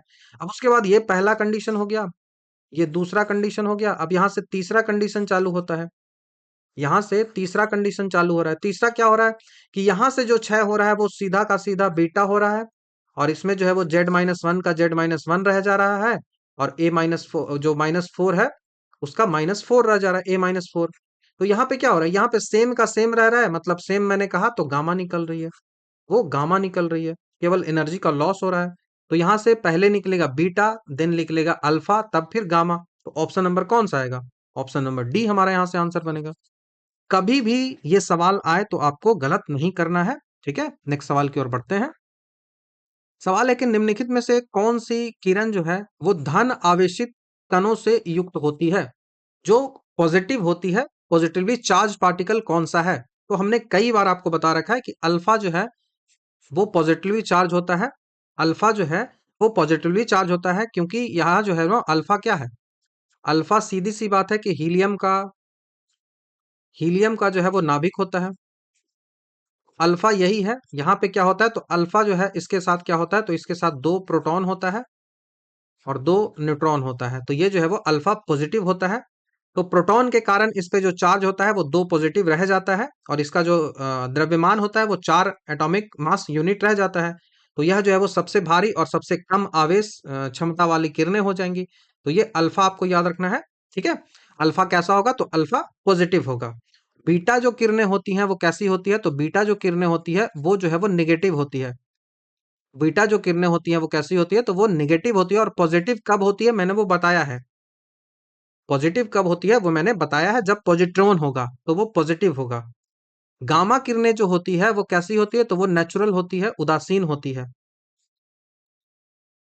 उदासीन होती है, और वह कैसी होती है, वो फोटोन के रूप में होती है। हमने आगे डिस्कस किया था, पहला ही क्वेश्चन था। उसके बाद एक्स किरणें है वो कैसी है, तो एक्स जो किरणें होती है वो भी उदासीन ही होती है, नेचुरल न्यूट्रल ही होती है। और न्यूट्रल के साथ ही साथ ये मैग्नेटिक चुंबकीय तरंगे होती है, विद्युत इलेक्ट्रोमैग्नेटिक वेव होती है, इलेक्ट्रोमैग्नेटिक ये वेव होती है। तो ये समझ में आपको आना चाहिए। नेक्स्ट सवाल की ओर बढ़ते हैं। निम्नलिखित में से किसे भारी जल कहा जाता है, तो D2O ड्यूटेरियम ऑक्साइड। आसान सा सवाल है। ड्यूटेरियम ऑक्साइड जो है, हाइड्रोजन तो होते हैं ना, उसके 3 समस्थानिक होते हैं।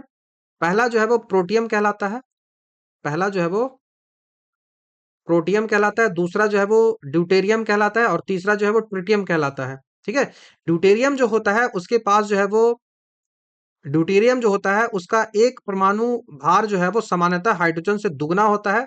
तब यह ऑक्सीजन के साथ क्रिया करती है और D2O बनाता है। और D2O जो है वो भारी जल कहलाता है, और इसका अनुभार जो है वो 20 होता है। नॉर्मल H2O का क्या होता है अनुभार, वो 18 होता है, लेकिन D2O जैसे ही कर दोगे तो वो 20 हो जाएगा। सवाल पूछा जाता है, निकालना कैसे है, हमने ऑलरेडी आपको बता रखा है पहले भी, और क्लासेस में तो बहुत डिटेल से बता रखा है। सर्वप्रथम किसने कृत्रिम रेडियोधर्मी जो उत्पन्न किया था, आर्टिफिशियल रेडियो एक्टिविटी है, वो सबसे पहले किसने बनाया था, तो ये जो बनाया था वो आयरे क्यूरी और जोलिया क्यूरी है, उसने बनाया था। तो कौन सा हमारा आंसर हो जाएगा, तो option number D, F Joliot Curie और आइडे क्यूरी है, इसने बनाया था। तो ध्यान आपको रखना है। सवाल बहुत कंफ्यूजिंग है। आप पीरे क्यूरी और मैडम क्यूरी को भी जा सकते हो, दोनों पति पत्नी थे। यहां भी आप आंसर लगाओगे, लेकिन नहीं, उनकी जो बेटी थी ना, मैडम क्यूरी जो थी, उस मैडम क्यूरी की बेटी जो थी, कौन, वो पियरे क्यूरी थी, आयरे क्यूरी थी। मैडम क्यूरी की बेटी जो थी वो आयरे क्यूरी थी। अब इस आयरे क्यूरी और उसके जो पति थे, जिनका पति जो हस्बैंड था उसका फ्रेडरिक जोलियो नाम था। जो फ्रेडरिक जोलियो, तो पति पत्नी ये भी हो गए। ठीक है, और वहां पे मेरी क्यूरी और पियरे हैं, ये दोनों हो गए। अभी इन्होंने बोरॉन और एल्युमिनियम पर जो अल्फा पार्टिकल्स हैं उनसे अटैक किया, और उसके बाद जो है वो रेडियोधर्मी फास्फोरस और नाइट्रोजन जो है उसमें बदला। रेडियोधर्मी फास्फोरस और नाइट्रोजन में इनको कन्वर्ट किया। तो इन्होंने ही जो अल्फा कण है एल्युमिनियम पर क्या किया, एल्युमिनियम पर इन्होंने अटैक किया, किससे, एल्युमिनियम पर अटैक किया इन्होंने अल्फा कण से। और इस एल्युमिनियम पर अटैक करने के बाद इससे क्या कन्वर्ट हुआ, तो यहाँ पे दो चीजें बनी। एक तो है वो फास्फोरस बना, फास्फोरस बना, और दूसरा जो है वो नाइट्रोजन बना। तो नाइट्रोजन और फास्फोरस, और सबसे बड़ी बात कि दोनों जो है वो रेडियो एक्टिव बने, रेडियो एक्टिव बने। तो ये पहला बार आर्टिफिशियली जो बनाया गया था वो इन्हीं के द्वारा बनाया गया था। आप ऑप्शन ए नहीं जाओगे। ठीक है, इसकी खोज जो है उसके लिए 1935 में इन्हें नोबेल प्राइज भी मिला था। ये 1934 की घटना है। ठीक है, तो ये आपको ध्यान रखना चाहिए। और हेनरी बैकरेल ने जो है वो प्राकृतिक जो रेडियोधर्मी होता है, हेनरी बैकरेल जो है, यहाँ पे जो ऑप्शन है, ये नेचुरल जो रेडियो एक्टिविटी होती है उसकी खोज कर दी थी 1896 में ही, 1896 में ही। नेक्स्ट सवाल की ओर बढ़ते हैं। निम्नलिखित में से कौन विखंडन योग्य प्राकृतिक तत्व है। विखंडन मतलब ये जो नेचुरल एलिमेंट है जो कि फिजनेबल है, उसका विखंडन जो है वो किया जा सकता है, तो वो यूरेनियम 235 है। ऑप्शन नंबर बी हमारा यहाँ से आंसर होगा। यूरेनियम के दो समस्थानिक होते हैं। पहला जो होता है वो यूरेनियम 235 होता है, और दूसरा जो होता है वो होता है यूरेनियम 238। 238 यूरेनियम 238 होता है ना, ये 99.3% जो होता है ना, वो ज्यादा एनर्जी देता है, या फिर ज्यादा फिजनेबल होता है। वहीं यूरेनियम 235 होता है, वो बहुत कम होता है, 0.77 के आसपास होता है। यूरेनियम 235 ही प्राकृतिक तत्व है जो कि मंद गति से जो न्यूट्रॉन है उसको विखंडित करता है, और 238 जो है वो विखंडन योग्य नहीं होता है। ठीक है, वह जो है वो फर्टाइल है, वो उर्वर है।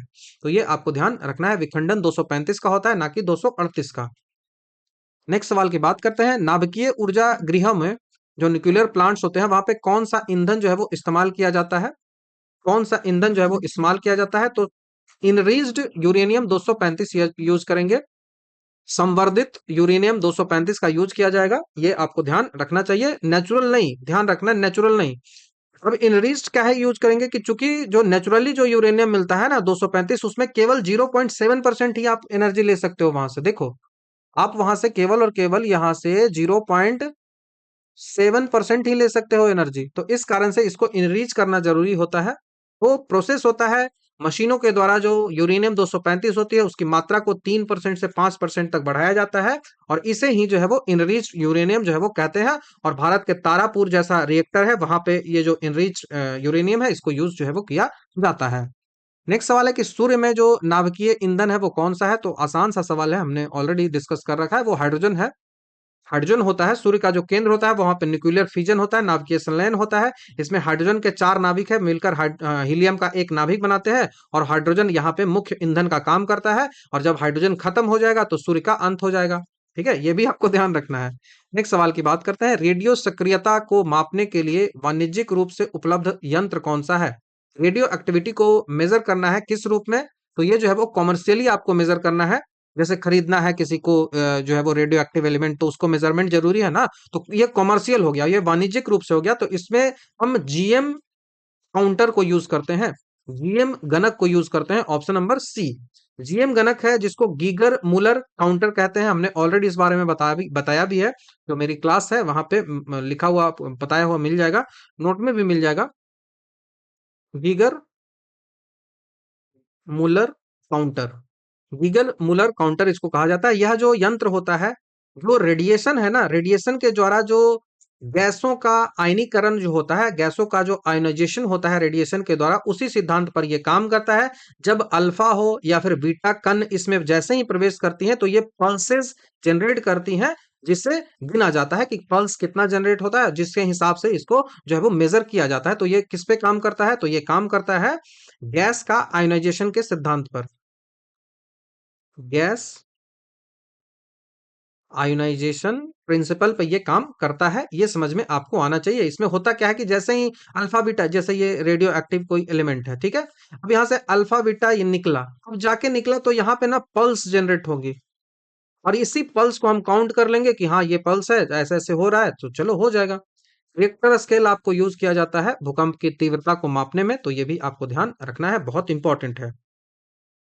और ये जो डिके कांस्टेंट होता है जो कि लैम्डा की तरह ही दिखाई देता है, ऐसा इसको डिके कांस्टेंट बोलते हैं। ये दिखाता है कि रेडियो एक्टिव कोई भी एलिमेंट होता है ना, तो रेडियो एक्टिव पदार्थ से जो डिके हो रहा है ना उसको ये दिखाता है। ठीक है, और हाफ लाइफ आपको पता होना चाहिए, आएगा में भी सवाल तो हम उसको डिस्कस भी करेंगे।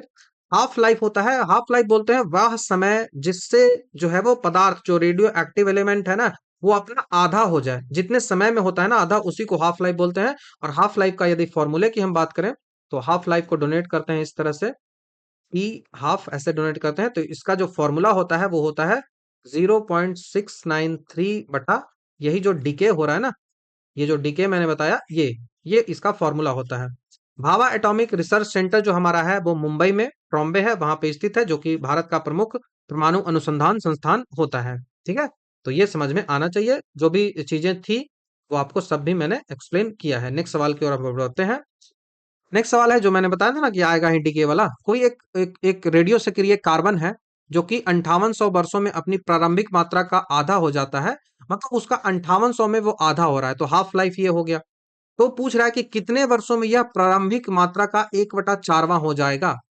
तो हाफ हो रहा है 5800 ईयर में, तो आपसे पूछ रहा है कि 1/4 होने में कितना साल लगेगा इसको, 1/4 होने में कितना साल लगेगा इसको, यही सवाल आपसे पूछा जाए, तो इसी को हम निकालते हैं। 1/4 इसको होना है, तो 1/4 मतलब 1/4 होने में कुल कितना समय लगेगा, इसी की बात हो रही है। तो हाफ लाइफ तो समझ में आ गया कि क्या होता है। तो हाफ लाइफ वह समय होता है जिसमें कोई भी रेडियो एक्टिव एलिमेंट है वो अपनी जितना भी उसका अमाउंट था उस अमाउंट का एकदम एग्जैक्ट आधा हो जाए, एग्जैक्ट आधा हो जाए। तो हम क्या करेंगे ना कि हम इसका एज्यूम करेंगे कि इसका जो इनिशियल अमाउंट था, इनिशियल जो अमाउंट था वो 1 था, एक ही था, ठीक है। उसके बाद जो है वो इसका हाफ लाइफ जो प्रथम अर्ध आयु जो है वो इसका हाफ लाइफ जो है, हाफ लाइफ इसका कितना रहा, तो हाफ लाइफ इसका 5800 वर्ष रहा, 5800 ईयर रहा, ठीक है, ये हाफ लाइफ है। उसके बाद द्वितीय अर्ध आयु इसका कितना होगा, अगला जो हाफ लाइफ इसका कितना होगा, तो वही हमसे पूछ रहा है, 1/4 हमसे पूछ रहा है। तो सीधी सी बात है ना कि अगला जोड़ना है तो फिर से 5800 इसमें जोड़ देंगे, फिर से 5800 इसमें जोड़ देंगे तो आ गया। तो 11600 हमारा आंसर है, 11600। आसान सा सवाल है। यदि यहाँ पे बहुत ज्यादा आ जाए तो यहाँ पे एक फॉर्मूला भी आपको याद रखना है। अर्ध आयु के बाद जो शेष मात्रा बचती है उसको यदि आपसे सवाल जो अमाउंट है उसकी पूछा जाए तो अमाउंट जो होता है उसके लिए एक फॉर्मूला होता है n0 into half into n, मतलब कितनी बार हो रहा है वो, तो वो n को दिखाता है। और यहाँ पे n जो है वो कितना है, तो n जो है वो 2 है, n जो है वो 2 यहाँ पे है। तो वो 1/4 यहाँ पे आ जाएगा, जैसे ही करोगे तो वो 1/4 आ जाएगा। तो ये समझ में आपको आना चाहिए, ऐसे ही निकलता है, ठीक है, ऐसे ही ये निकलता है। कार्बन डेटिंग में यूज किया जाता है, कार्बन 14 का उपयोग जो है वो जीवाश्मों की आयु याद करने के लिए किया जाता है। और रेडियो एक्टिव एक जो है वो फर्स्ट ऑर्डर का अभिक्रिया होता है। तो ये भी समझ में आना चाहिए। 122 नंबर की ओर बढ़ते हैं। निम्नलिखित तत्वों में से सबसे कम विद्युत ऋणात्मक कौन सा है। विद्युत ऋणात्मक मतलब क्या होता है, इलेक्ट्रोनेगेटिविटी। इलेक्ट्रोनेगेटिविटी सबसे कम किसका है, ये सवाल जो है वो पूछा गया। ऐसे सवाल बहुत ज्यादा पूछे जाते हैं। तो देखो, विद्युत ऋणात्मकता किसी भी परमाणु है उसके परमाणु के द्वारा जो इलेक्ट्रॉन जोड़ने की, इलेक्ट्रॉन जोड़े को अपनी ओर खींचने की जो क्षमता होती है ना, इलेक्ट्रॉन पेयर को अट्रैक्ट करने की क्षमता, अट्रैक्ट करने का पावर, इलेक्ट्रॉन को जो अट्रैक्ट करने का पावर है, इलेक्ट्रॉन पेयर को जो अट्रैक्ट करने का पावर है उसी को इलेक्ट्रोनेगेटिविटी कहते हैं, उसी को इलेक्ट्रोनेगेटिविटी है वो कहा जाता है। यदि हम पीरियोडिक टेबल की बात करें तो पीरियोडिक टेबल में ऊपर से नीचे जाने पर परमाणु का आकार जो है वो बढ़ता है। पीरियोडिक टेबल में ऊपर से नीचे जाएंगे तो इसमें जो है वो साइज है ना, साइज जो है वो इंक्रीज होती है। ये अगर ऐसा है तो ये ऐसा है, ऐसे हो जाएगा, साइज इंक्रीज होगी क्योंकि उसका रेडियस जो है वो इंक्रीज हो गया परमाणु का। और इधर जाओगे तो साइज जो है वो घटती है, इधर जाओगे तो साइज जो है वो घटती है, ठीक है। तो पीरियोडिक टेबल में ऊपर से नीचे आने पर परमाणु का आकार बढ़ता है और जो है वो इलेक्ट्रोनेगेटिविटी जो है वो घटती है। इलेक्ट्रोनेगेटिविटी जो है वो क्या होती है, तो वो घट जाती है। इलेक्ट्रॉन को खींचने की क्षमता कम हो जाती है। देखो, साइज जब बढ़ रहा है तो उसका रेडियस बढ़ रहा है। तो जब रेडियस बढ़ रहा है तो पहले इतने में उसको खींचना पड़ता था, अब उसको इतने में अपना फोर्स लगाना पड़ रहा है। तो इलेक्ट्रोनेगेटिविटी कम होगी कि नहीं होगी, इलेक्ट्रोनेगेटिविटी कम होगी कि नहीं होगी, तो इलेक्ट्रोनेगेटिविटी कम हो जाता है। तो ये समझ में आपको आना चाहिए, ठीक है।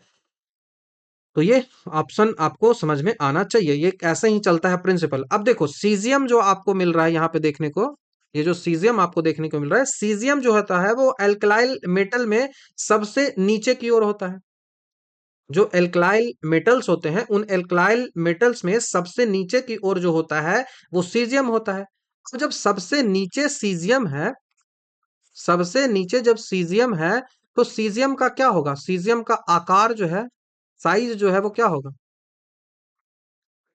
सीजियम का साइज जो है वो क्या होगा, तो सीजियम का साइज बड़ा होगा। अब साइज बड़ा होगा मतलब उसका इलेक्ट्रोनेगेटिविटी जो है वो कम होगा। इलेक्ट्रोनेगेटिविटी जो है वो कम होगा, वो कम फोर्स से जो है वो इलेक्ट्रॉन को अपनी ओर खींचेगा। तो यह जो है वो सबसे अधिक जो है वो इलेक्ट्रोपॉजिटिव होगा। अब जब इलेक्ट्रोनेगेटिव सब कम होगा तो ये सबसे अधिक, सबसे ज्यादा जो है वो इलेक्ट्रोपॉजिटिव होगा, इलेक्ट्रो पॉजिटिव होगा। तो ये आपको ध्यान रखना है। देखो, यहाँ पे क्वेश्चन में शायद कुछ गड़बड़ भी है ना, दिया हुआ नहीं है निम्नलिखित जो तत्व है, तो आखिर कौन कौन सा तत्व, तो तत्व आप लिख लो कौन कौन सा है। दिया गया जो तत्व होता है वो होता है LiCS, Cl और N, ऐसे ही रहेगा, इसका नाम नहीं लिखेगा, ऐसे ही क्वेश्चन जो है वो दिया जाता है। ठीक है, ऐसे ही सवाल आपको मिलेगा, इसी में से देखना है। तो हमारा आंसर तो सीजियम होगा। क्यों होगा मैंने एक्सप्लेन कर दिया है। लिथियम की बात करें तो लिथियम भी उसी समूह में है, लेकिन वो सीजियम से ऊपर आता है, तो सीजियम से कम जो है वो ऋणात्मक होगा। क्लोरीन की बात करें तो ये अत्यधिक ऋणात्मक तत्व है, और नाइट्रोजन की बात करें तो यह भी उच्च विद्युत ऋणात्मकता वाला तत्व होता है। तो कभी भी सवाल पूछा जाए कि हाईएस्ट इलेक्ट्रोनेगेटिविटी जो है वो किसकी होती है, सवाल आपसे आए हाईएस्ट इलेक्ट्रोनेगेटिविटी, इलेक्ट्रोनेगेटिविटी जो है वो किसकी होती है हाईएस्ट, तो हाईएस्ट जो होती है वो फ्लोरीन की होती है, याद रखिएगा, fluorine, it is a fluorine. ये पहला सवाल आपसे पूछा जा सकता है। दूसरा सवाल आपसे पूछा जाएगा कि लोवेस्ट किसकी होती है, लोवेस्ट इलेक्ट्रोनेगेटिविटी जो है वो किसकी होती है, तो यहां पे आपका फ्रांसियम आंसर होगा या फिर सीजियम आंसर होगा। या तो आप फ्रांसियम आंसर कर दो या फिर आप सीजियम आंसर कर दो। यहाँ पे हमारा सीजियम दिया हुआ है, तो सीजियम हमारा आंसर हो जाएगा। नेक्स्ट सवाल की ओर बढ़ते हैं। नेक्स्ट सवाल कैटलिस्ट के बारे में पूछ रहा है कि what is the function of catalyst. Catalyst क्या करता है ना, कि एक एक्टिवेशन एनर्जी होती है। इस एक्टिवेशन एनर्जी को क्या करता है, जैसे एक्टिवेशन एनर्जी क्या है कि कोई चीज है वो यहां पे पहुंचेगी ना, तब जो है वो रिएक्शन स्टार्ट होगा। अब ये एक्टिवेशन एनर्जी पहले यहाँ है, अब जब हम कैटलिस्ट को यूज कर रहे हैं तो ये जो एक्टिवेशन एनर्जी था ना, ये जो एक्टिवेशन एनर्जी था, जैसे ही कैटलिस्ट को यूज किए तो यही एक्टिवेशन एनर्जी जो है वो यहीं पे रह गया। यहाँ पे जैसे ही पहुंचा तो रिएक्शन यहीं से स्टार्ट हो गया। तो हमारा इससे हुआ क्या, इससे हमारा एनर्जी की बचत हुई, एनर्जी की बचत हमारी होगी। तो एक्टिवेशन एनर्जी को ये कम कर देता है, और एक्टिवेशन एनर्जी को कम करने के कारण होता क्या है कि रिएक्शन जो है वो बहुत जल्दी हो जाता है, और रिएक्शन बहुत स्पीड से होने लगती है, क्योंकि उसको एनर्जी बच जाता है। तो एनर्जी खर्च फिर बाद में करना है उसको, ठीक है, खर्च बाद में करना है। तो उत्प्रेरक का काम होता है कि अभिक्रिया जो है उसको इंक्रीज कर दे, तो it increase the yield of reaction. जो उपज होती है उसको जो है वो, उपज नहीं, तो ये गलत होगा, उपज थोड़ी होगा, यील्ड थोड़ी होगा। ये अभिक्रिया के गति को बढ़ाता है, स्पीड को बढ़ाता है। तो ऑप्शन नंबर डी हमारा यहां से आंसर बन जाएगा। तो ये एक्टिवेशन एनर्जी को सीधा कम करता है, यही सवाल पूछा जाता है। मैंने काफी डिटेल से क्लासेस है वहां पे बता भी रखा है। यह जो है वो स्वयं अभिक्रिया में खर्च नहीं होता है, लेकिन एक वैकल्पिक छोटा रास्ता प्रदान करता है, जिसमें जो रिएक्टेंट्स होते हैं ना वो जल्दी प्रोडक्ट में बदल जाते हैं। इससे अभिक्रिया दर जो है वो गति बढ़ जाती है।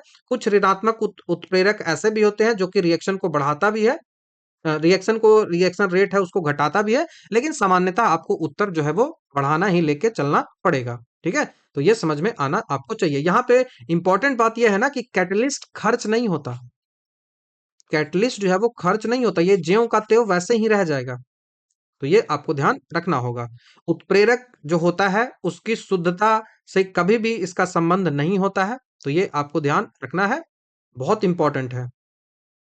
और इल्ड तो होता ही नहीं है, केवल वो जल्दी करता है। नेक्स्ट सवाल की ओर बढ़ते हैं।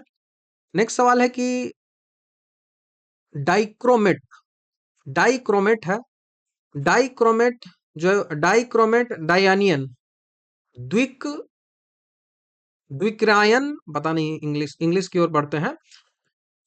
देखो डाइक्रोमेट आयन है, सीधी सी बात बोल रहा हूं मैं। डाइक्रोमेट आयन की संरचना के संबंध में क्रोमियम ऑक्सीजन के जो बॉन्ड है उसकी स्थिति पूछ रहा है। तो डाइक्रोमेट जो है, ठीक है, डाइक्रोमेट जिसको हम इस तरह से लिखते हैं Cr2, इस ऐसे क्वेश्चन को रटना है। बाकी मैं कोशिश कर रहा हूं कि समझा पाऊं, आसान भाषा में समझा पाऊं। ये है क्या है, तो ये डाइक्रोमेट है, डाइक्रोमेट आयन है, इसको बोलते हैं डाइक्रोमेट आयन है। ये जो है वो डाइक्रोमेट आयन है। तो यहाँ पूछ रहा है डाइक्रोमेट डाई आयन, मैंने ऐसा आयन जिसमें दो आयन हो, तो यहाँ पे देखो माइनस में दो है ना, तो ये डाइक्रोमेट का दो आयन है, ठीक है, द्विक आयन है। अब यहाँ पे बोल रहा है कि क्रोमियम और ऑक्सीजन के जो बॉन्ड है ना, यहाँ पे क्रोमियम और ऑक्सीजन का जो बॉन्ड है, इस बारे में आपको सवाल पूछा जा रहा है, उसकी क्या पोजीशन है इसके बारे में सवाल पूछा जा रहा है।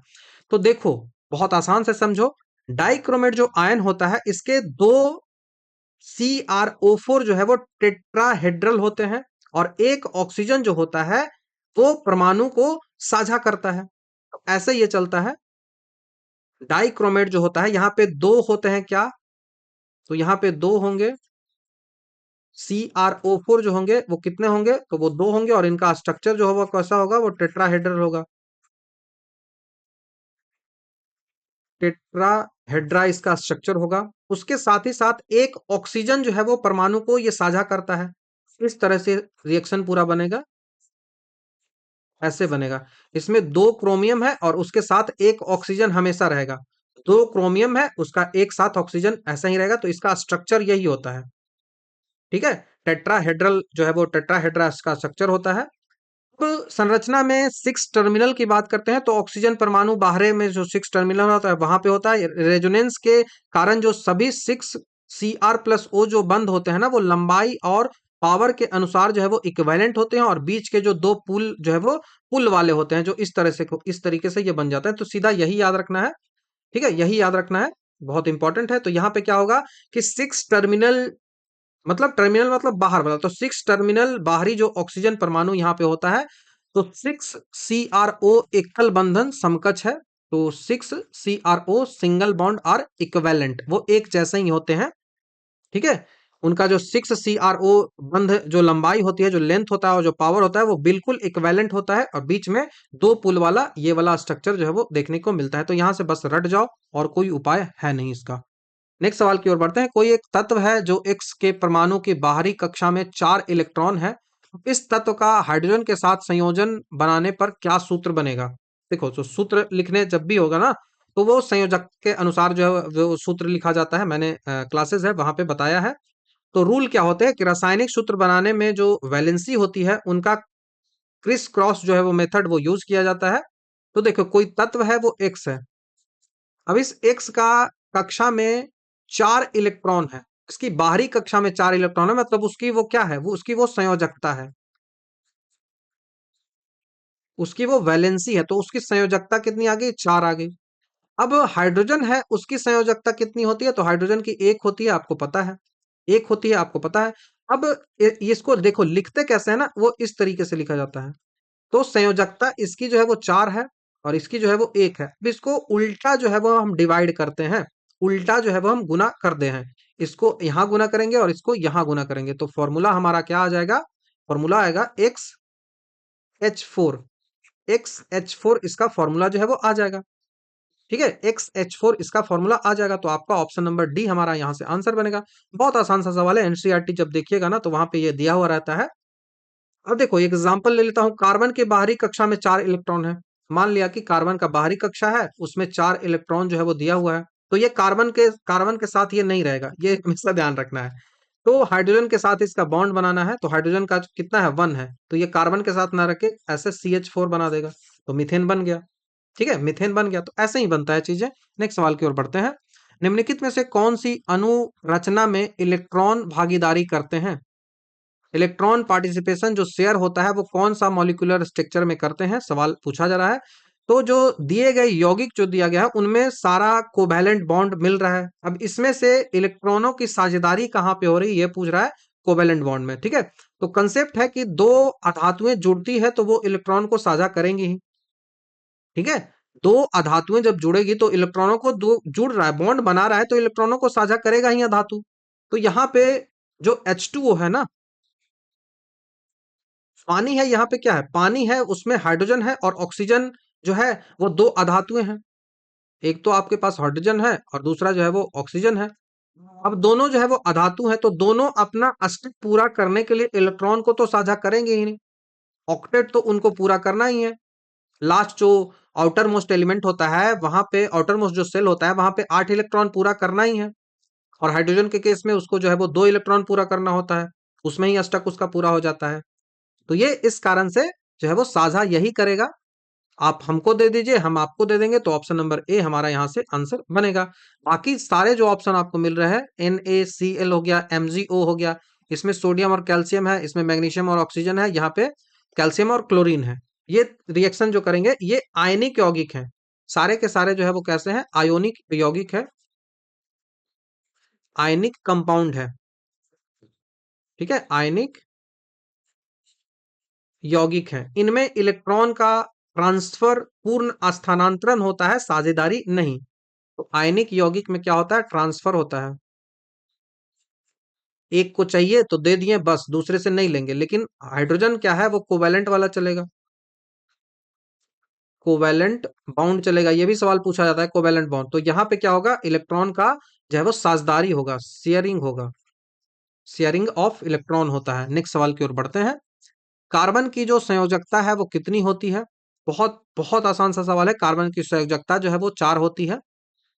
4 कहाँ है? ऑप्शन नंबर ए में है। 4 इसकी संयोजकता जो होती है। कार्बन का परमाणु क्रमांक क्या है? 6 है। तो ये 2 और 4 में डिवाइड होगा तो आउटर मोस्ट ऑर्बिट में 4 हो गया, तो 4 इसका हो गया। ठीक है। तो ये अपना अष्टक पूरा करने के लिए 4 और इलेक्ट्रॉन की इसकी आवश्यकता होती है। इसीलिए जो कार्बन होता है वो टेट्रा वैलेंट होता है। कार्बन जो है वो क्या है, ये भी सवाल कभी भी पूछा जाए तो कार्बन जो है वो टेट्रा वैलेंट, ठीक है, टेट्रा वैलेंट होता है। टेट्रा वैलेंट मतलब चतुष संयोजी होता है। यही कारण है कि कार्बन में इतने अधिक जो है वो यौगिक पाए जाते हैं। कार्बन के इतने ज्यादा यौगिक इसी कारण से आपको मिलेंगे देखने के लिए। नेक्स्ट सवाल है कि सह संयोजक अणु का एक उदाहरण आप दीजिए। कोवैलेंट मॉलिक्यूल है, उसका आपको उदाहरण देना है। तो इनमें से कौन सा यौगिक जो है वो आयनिक नहीं है बल्कि सह संयोजक है? सीधी से सवाल ये है, सह संयोजक है। अब सह संयोजक मतलब कोवैलेंट मतलब क्या हो रहा है, कोवैलेंट है मतलब यहाँ पे शेयरिंग हो रही है। यहाँ पे जो इलेक्ट्रॉन है उनकी शेयरिंग हो रही है। और आयोनिक जो होता है वहां पे क्या हो रहा है, तो वहां पे इलेक्ट्रॉन ट्रांसफर हो रहा है। इलेक्ट्रॉन वहां पे ट्रांसफर हो रहा है। तो यहाँ से option carbon tetrahedral, option number C हमारा यहाँ से आंसर बनेगा, कार्बन टेट्राहेड्रल। ये कार्बन टेट्राहेड्रल इस तरीके से होता है, CCl4 होता है। अब इसमें कार्बन और क्लोरीन के बीच इलेक्ट्रॉन का शेयरिंग होता है। कार्बन है और क्लोरीन है, इनके बीच जो है वो इलेक्ट्रॉन का शेयरिंग होता है, साझेदारी होती है। और यह जो है वो नॉन पोलर सहसंयोजिक यौगिक है, नॉन पोलर कोवैलेंट कंपाउंड है, सहसंयोजक यौगिक है, नॉन पोलर है। उसके साथ ही जो आपको ऑप्शन 1 A B और डी जो देखने को मिल रहा है, जो कि सोडियम क्लोराइड मतलब NaCl है, सोडियम क्लोराइड है। उसके बाद लेड क्लोराइड मतलब PbCl2 है, PbCl2 है। उसके बाद पोटेशियम क्लोराइड है, पोटेशियम क्लोराइड में तो KCl है। ये तीनों में क्या है, ये तीनों जो होते हैं ना वो धातु और अधातु के बीच मेल से बने हुए हैं, जो कि आयोनिक नेचर का है। यहाँ पे ट्रांसफर होगा इलेक्ट्रॉन का, बस ये ध्यान आपको रखना है। नेक्स्ट सवाल की ओर बढ़ते हैं। रासायनिक तत्व जो होता है, रासायनिक तत्वों के एक दूसरे से योग करने की जो क्षमता है उसका पता लगाया जाता है किससे? तो वो पता लगाया जाता है, योग करेगा वो वैलेंसी से। ऑप्शन नंबर डी हमको आंसर हो जाएगा।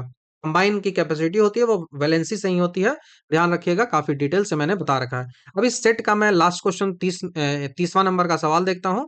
बोल रहा है कि लगभग 95% यौगिक जो है वो कार्बन से बने होते हैं। क्यों? क्योंकि कार्बन का जो है वो क्या होता है, तो कार्बन जो होता है वो मल्टीपल बॉन्ड जो है वो फॉर्म कर सकता है, क्योंकि इसकी वैलेंसी जो है वो 4 होती है। ध्यान आपको रखना है। ये जो कार्बन होता है वो कैटेंटेशन करता है, श्रृंखलन ये करता है, श्रृंखला बनाता है, चेन बनाता है, उसको बोलते हैं कैटेंटेशन, उसको कहा जाता है। श्रृंखला बनाना को कंटेंटेशन जो है वो कहा जाता है। तो कार्बन में स्वयं के साथ लंबी श्रृंखला बनाने का गुण होता है और इसी को कंटेंटेशन कहते हैं, श्रृंखलन कहते हैं। मे बी हिंदी में भी कभी आपको याद रख लीजिए, हिंदी वाले श्रृंखलन कहते हैं, कटेंटेशन जो है वो कहते हैं। कार्बन एकल bond, single bond, double bond, triple bond, तीनों प्रकार के जो है वो बॉन्ड बहुविधि बंध जो है वो बना सकता है, वो कोई भी बना सकता है। इसका पहली बात कि चतुस्संयोजी है, चतुस्संयोजी है मतलब 4 इलेक्ट्रॉन इसको चाहिए ही, 4 इलेक्ट्रॉन ये जो साझा कर सकता है। छोटे आकार के कारण यह लाखों तरह के जटिल जो संरचनाएं हैं वो बनता है, जैसे DNA, प्रोटीन, प्लास्टिक, सब कुछ कार्बन से बना हुआ होता है। आप एक केमिस्ट्री ही देखो ना, एक स्पेशल केमिस्ट्री बना हुआ है जिसमें केवल और केवल हम कार्बन के बारे में डिस्कस करते हैं। तो ये आपको समझ में आना चाहिए, बहुत इंपॉर्टेंट है। तो जो भी इंपॉर्टेंट चीजें थी वो सब मैंने आपको बता दिया है कार्बन के बारे में। कार्बन क्या है, टेट्रा वैलेंट है, टेट्रा वैलेंट है। तो आई होप ये चीजें क्लियर हुई होंगी। तो ये रहा पार्ट नंबर 2, जहां पे हमने 30 क्वेश्चन है उसको डिस्कस किया। तो 130 नंबर तक हम बढ़ चुके हैं। तो आई होप चीज़ें आपको क्लियर हुई होंगी। बाकी कमेंट में कुछ भी सजेशन है तो आप मुझे बता सकते हो। इसका पीडीएफ आपको ऑलरेडी मेरे टेलीग्राम चैनल पे मिल जाएगा। तो thank you very much. Next video में आपसे जल्द ही मिलता हूँ।